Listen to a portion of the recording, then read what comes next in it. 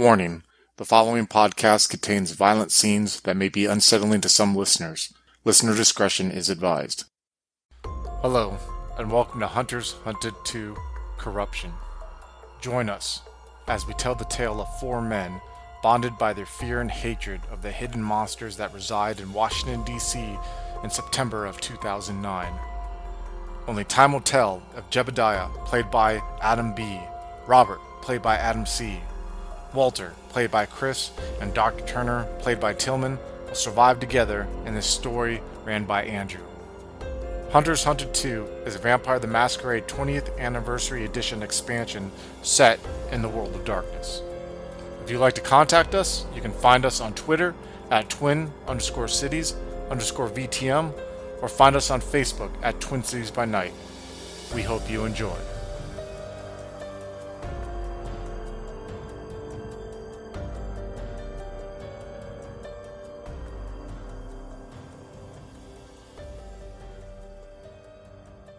You swing back around to pick the others. Even with him in the back, you know he is bleeding, but he's living for now. And you didn't get very far, so it's not delaying too much and putting his life at risk immediately.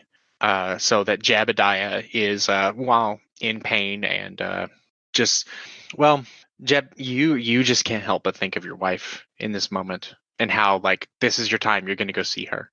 The end is here, and you're ready. Are you really, though? He takes sort of a weird comfort in the possibility of seeing her again, but he's also really pissed off, and he's got work to do, so he doesn't want to go just yet. Yeah. Okay, so he's not willing to give up. No, he's going to fight to stay alive. But you're still thinking of her. Oh yeah, absolutely. It's painful, but it's also refreshing in a way, right? It keeps you going. It feels like he's fulfilling his purpose. Yeah. You're having these thoughts as the others are clumsily climbing into the vehicle, and the sounds of sirens closely approaching, and just go, go, go, go, go, go, go, as Robert puts on the gas. Robert, how calm are you in this moment? That's tough. He's definitely in a state of shock that's kind of not allowing him to feel the whole thing of what's going on. Do you think a roll would best represent this? Yeah, let's do that, definitely. Maybe a courage roll to see how well he's taking it. We'll call this a 5. The severeness of the situation has passed. Okay? 2 successes. All right. That's good. So he's handling it well, you'd say, right? Given the circumstances, I think he's handling it as good as he possibly could be. He's at least not panicking to the point where he's unable to make decisions as far as he's not shutting down as far as needing to bring his friend to the hospital, needing to get his other friends. So are you going to the hospital, or where are you driving to? You're the one in the driver's seat, and the others, it looks like Chris has an objection to hospital. Now that they're in the car, I have to go to the hospital. No, you can't take him to the hospital. You can't take him. Talk me out of it, but I'm already going to unless they can give me a better solution. Yeah. Listen, I know he's trying to talk to you. Yeah, he's like, listen. We can figure some out. I have allies, I have contacts. Dude, if we take him to the hospital, Robert, it's going to get reported to law enforcement. Do you want him to die? No, he's not dying right now. He's dying. Look at him.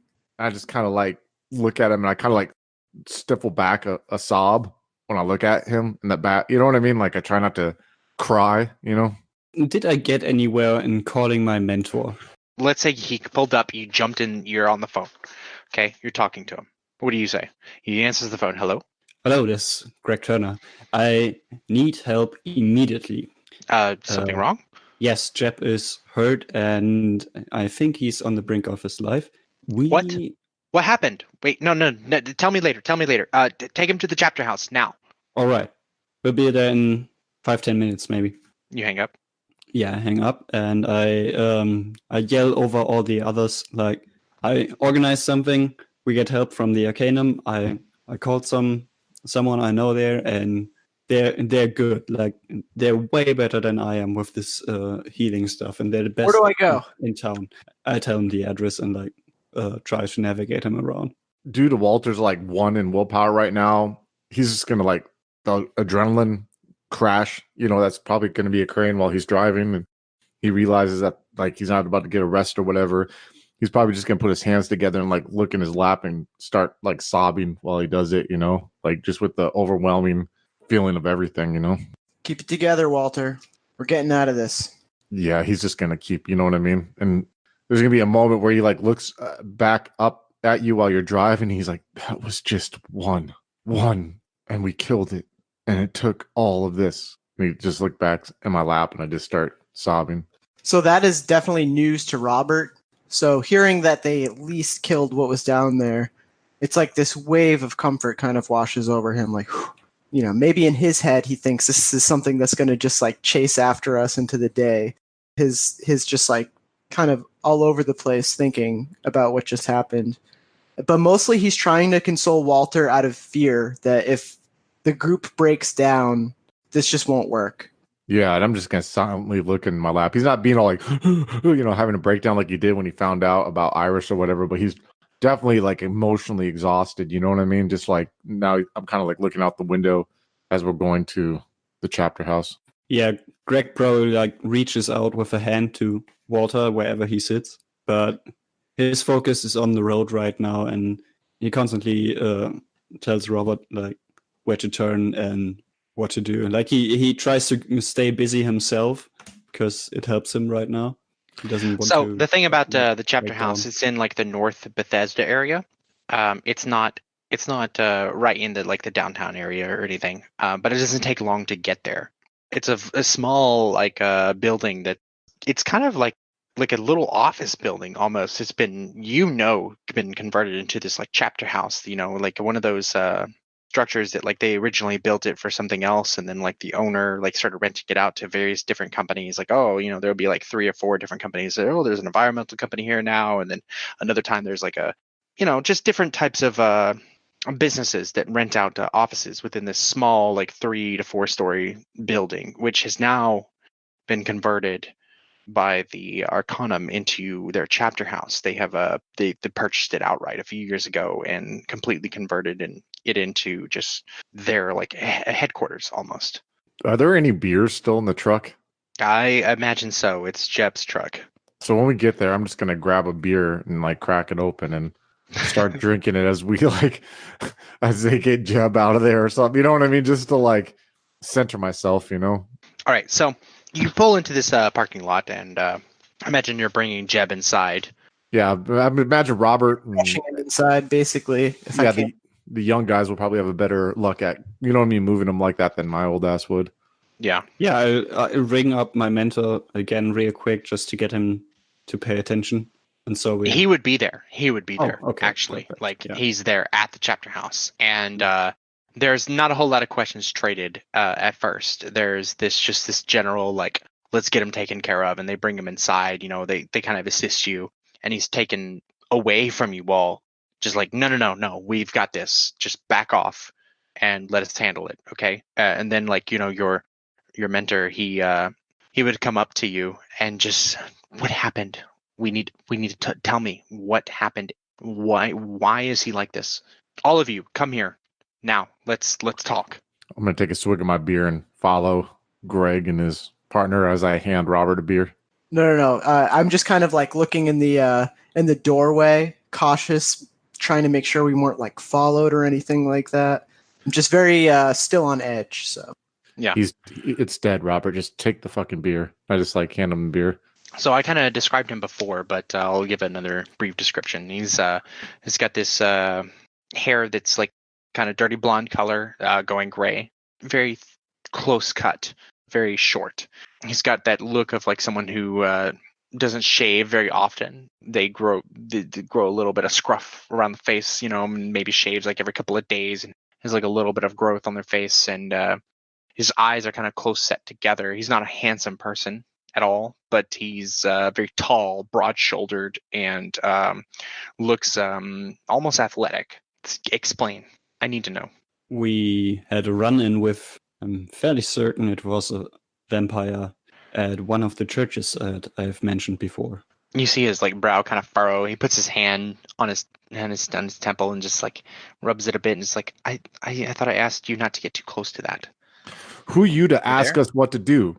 Who are you? Who are you? I look at him like, you're going to talk to this man like that? Calm Like, down. now, holds Walter. out his hand. Like, Walter, please. Like, this guy taught me almost everything I know.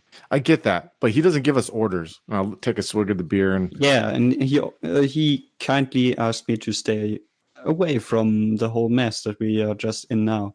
I'm sorry. And I'm just glad that we're here now. So I'm sorry. Look, I understand that you're upset. Your friend is hurt, but Jebediah is a close friend of mine as well. He's going to be looked after. You don't have to worry about that. When I said I wanted him to take a step back, it was to protect him. So understand that what I'm saying now is not to belittle any efforts that you have made personally. Okay? I am just speaking to a dear friend of mine and expressing the concern that I had for him. So if you could please just calm down and understand that I'm on your side. I'm sorry. I just take a swig of the beer and I sit back in my Okay. chair. taking a step back, our initial action was to stake out the area that we're looking at to find out more. And in the process, I don't exactly know how. Robert, can you elaborate? You were attacked. First of all, nice to meet you. My name's Robert Esposito. I'm with the Federal Bureau of Investigation. Oh, are you shaking his hand? Is that what you were trying to do? Yes, yeah. I'm Okay. sorry, and I put my hand out to shake his. I'm trying to look very business, very serious at the moment. Okay. So he takes your hand and shakes it and waits for you to continue. I was put on assignment to investigate a certain string of murders in the area. They all happened at several different churches. Basically, my family was threatened by one of these things, one of these creatures. These men here I know because they are part of my group. They also seek to stop these things. So I've been trying to use my resources in the bureau to aid them. We were looking into this church, and Jebediah and I were in the basement investigating under the guise of doing maintenance work. We went into a locked room where Jebediah seemed to encounter somebody sleeping. He awoke, and the rest is just... It rose, its tongue, its mouth. It's just... You see Robert is kind of just at a loss for words, trying to describe what happened. They hurt Jeb really bad. He's nodding along and just listening politely, and when you say that, he just has a somber look. The creature, it put its hand on my head and it commanded me to leave, and I couldn't help but obey it. You feel still that pull, by the way, and you want to call that number. Like it's hard for you not to. Like it's like you're like, oh, I'm safe. I should call him now. Now that you think about it, I should call him. Robert remembers. He's just like, the number. He gave me a number, and I either recite it or I imagine it was just verbally given to me. Mm-hmm. So I just start reciting it, just motioning for somebody to get me like a piece of paper or something. Yeah, and he's like, okay, and like, he told you to call this number? And you find yourself, you're holding your phone in your hand and you're dialing it. He told me to call this number. He told me to call this number. I go reach for the phone and I like snap it out of his hands and I'll like fucking close it. All right, you can try, Yeah, probably spilling my beer while I do it, Dexterity. It's just straight dexterity, yeah. Whopping 2d10. 1 success. Adam, you're trying not to let him do it. You can also roll dexterity. Dex? Okay. Just DC6. Have a whopping 2d10. Yeah, so like whoever gets higher, all right, they cancel out.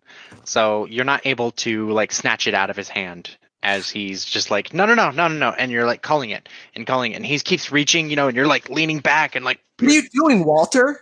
Yeah. You can't call. What are you out of your goddamn mind? It goes to voicemail. Insane? It goes to voicemail. It's one of those voicemails that doesn't have like a name or anything like that. It just like that reads the number back to you, and like that robotic voice just like, cannot answer the phone at this time. Leave your voicemail or leave your message at the tone, and just deet. I just imagine it's either recording us in silence at this point or just recording us arguing. Yeah. Close that fucking phone. Close that fucking phone. You just hear rustling. One of those. And at that, your dominate has worn off. I look at Walter kind of bewildered, and I try to figure out what the hell's going on right now, and I see the phone is dialing. Wait, explain to me, says Justin. Did it tell you to do this? It told me to call this number, and I hit end on the phone, and I kind of just try to slide it away from me. Is it still alive? No, You're sure of this? absolutely. Positive. Good. Dragged it into the sun and it burned to ash. You can roll a perception and empathy roll. Okay. All of us, or just Whoever Gregor? whoever wants to. All right, I'll You're do there. You can roll it. That. Okay, cool. I'll do that. Difficulty. 6. Okay. Ooh, I'm gonna spend a point of willpower. 2 successes from me. From your perspective, he looks pretty relieved. Like a wash of relief. Like you see it, he's just like, oh, thank God. Do you know about him? You seem pretty relieved. Or are you worried that we were followed here? No, it's just that if it was able to control anyone, and if it's dead now, that means that no further commands can be given. At least we have that. That's good. Because I tell you what, buddy, there was a moment there where I was worried it was even fucking dead. I was afraid to let it out of my sight. How many did you get, Tillman? I had 3 successes. Okay, so you also see that relief that goes over his face. You know, just like when he's like, "Are you sure?" and you're like, "Yes." And he's like, "Oh," like you can see it, like it's palpable, like how relieved he is by that, just that much. I have a suspicion here as to why this thing wanted you to call this number.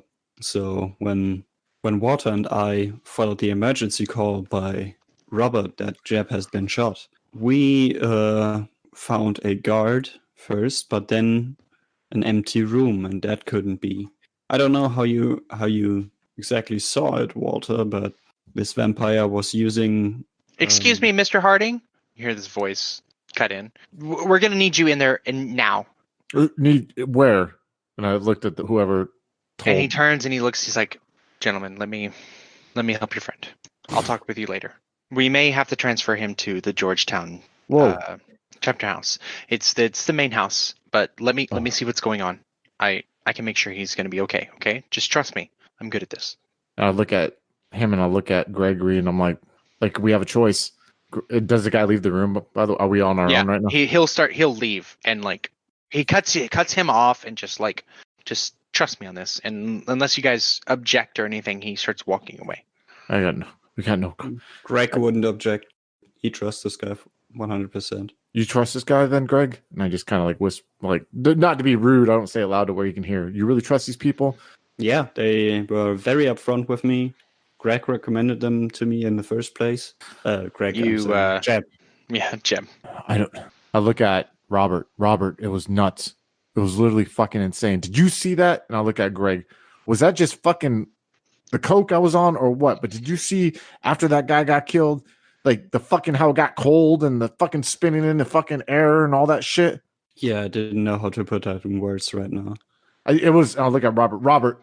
Robert, this shit was like shit you saw in The Exorcist that we saw when we killed that guy with the fucking gun. And then we went into the room and I just stopped for a second. I just looked down him my beer and I look up and I'm like, they spoke to me, Robert. The ones that have been guiding all of this. They're not fucking people. They're not some secret society. They're the ones who were guiding us. And they fucking spoke to me and they showed me where it was hiding. And I fucking killed it. I set it on fire and Gregory filled that thing with so much fucking lead. You look at me. You don't believe me. He fucking saw it. I'm motioning to Greg. You saw it, right, Greg? In the room, I didn't see anything until you lit it on fire. I just grab Walter and I just pull him in for a deep hug. Oh my God. I hugged the shit out of you back, dude. All right. 3 and 2. Oh, man. With this group hug, we will fade back as the camera comes up above and sees the 3 of you just holding each other, some of you tearing up a bit. We come over to Jebediah.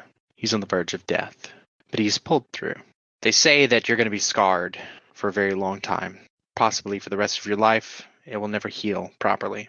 Your face has this gash that goes across the entirety of it, from the top right all the way down to the left side, cutting across your lip, horrifically scarring you. Not that he was too pretty to begin with, but now he is disfigured. But you live, and this fire burns deep within inside your breast to kill those things responsible. It takes you a few weeks to recover, but you do recover eventually. What is going through your head during this time?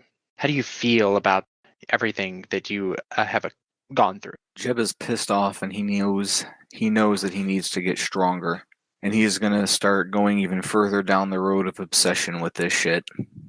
Okay. So, over the next couple of weeks, our hunters have time to organize themselves better. As Jebediah recovers, what does Robert do? Robert would probably wait for things to have smoothed over with the case. He's assuming that he'll probably be taken off assignment or something when it's Did learned that he- there was like this big terrorist attack, or however this is going to be explained. Like, I just want to know, did he ever turn in his report that those events were unrelated? That the murders he of those... said they were. It was his investigation was inconclusive. He couldn't find any relatable Link. connections. Okay. So whenever you turned that in report, you had a brief meeting with your supervisor. And, he was talking to you about it all and how proud he was of you for stepping forth and actually, committing to this assignment that he had given to you and everything. And he says, our mutual friend will approve of the findings you've come to. And that just sticks with you. Something about what he said, just, our mutual friend, what the fuck is he talking about? I imagine myself at home eating some of Maria's dinner, and that's just still in the back of my head. Our mutual friend. And she would be like, what is it, honey? And I just, oh, it's nothing. Our mutual friend. What mutual friend is he talking about? Just sticks with you. And Dr. Turner, how do you spend these next couple of weeks? I think Dr. Turner would deflate in a way. There was this very stressful moment for him that he doesn't really know how to handle, like after the fact. Then probably real life. So his wife not divorcing him, supernatural life, and all like, hits the him hard. Yeah, exactly. all the stuff going on with like going through divorce court and everything, and the stress involved with all of that just kind of like takes him over for the next couple of weeks. Yeah, I think so. And with Walter, your YouTube channel was temporarily suspended.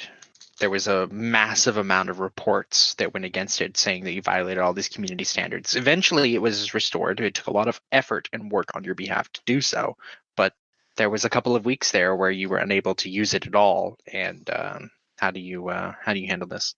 A lot of inner reflection, a lot of time spent alone in his room doing what he did last time. He's going to feel the group needs a moment, you know what I mean? And he's always trying to like get these guys to like take some shroom tea with me or whatever, and we can have like a moment. I'm sure it's unsuccessful, sounding like what everyone's been doing and whatnot, but he's also been spending a lot of time just sitting in a car looking at each of these churches from a comfortable distance. You know what I mean? Just kind of like replaying what went on in his head. I would say he's like, he wanted to find what's on the other side, and now that he's starting to see it, he's like starting to make him scared, Yeah. So, with that, we'll leave off with Walter getting a text message. He looks at his phone and says, "Baby, I miss you. Come see me." And it's a picture of Iris. And that ends Hunters Hunted Corruption first arc. Oh, hello again, folks. I'd like to tell you about the Facebook group we run called White Wolf and Onyx Path RPGs, Gameplay and Media. Have you ever wished you could have an easy way to find gameplay videos and podcasts, or just media in general that deals with your favorite White Wolf role-playing games? Or have you ever wished you could find a forum to share gameplay that you have recorded?